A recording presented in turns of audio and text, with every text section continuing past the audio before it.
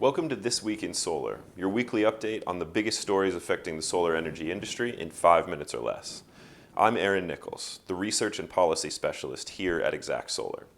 Our first story this week is the surprising trend of Republicans backing community solar in multiple states. Despite federal pushback against clean energy policy and the Inflation Reduction Act, community solar is gaining traction in red states.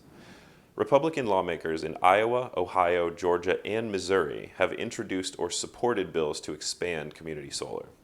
Supporters cite economic benefits, property rights, and local energy savings as their main reasons for backing these bills.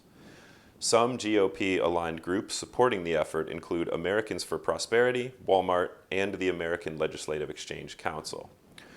25 states already have community solar policies. Community solar capacity grew 35% in 2024, reaching 8.6 gigawatts nationwide. A typical 5 megawatt project supports around 100 jobs and $14 million in local economic activity. Now, an update on domestic manufacturing. $6.9 billion in clean energy manufacturing was canceled in the first quarter of 2025. Policy uncertainty is causing investors to cancel projects even as lawmakers push for more domestic manufacturing. 6 major clean energy manufacturing projects were canceled in the first quarter, representing $6.9 billion in lost investment. That's the highest quarterly value of canceled projects on record, according to Rhodium Group and MIT. When you include early stage cancellations, that total climbs to $9 billion. At the same time, companies are announced $9.4 billion in new projects. That's a 47% increase from the previous quarter, but still 23% below the same time last year. Another exciting story from this week is renewables surpassing coal on the PJM interconnection grid for the first time ever. PJM has historically been slow to connect new renewable projects to the grid, but solar is making progress anyway. For the first time, renewables now generate more electricity than coal in the PJM interconnection region, which serves 65 million people across 13 states and Washington, D.C. As of April, renewables produced 11,800 megawatts, just ahead of coal at 11,700. Solar was a major driver, setting 3 new generation records this month and reaching 14% of electricity demand in the region.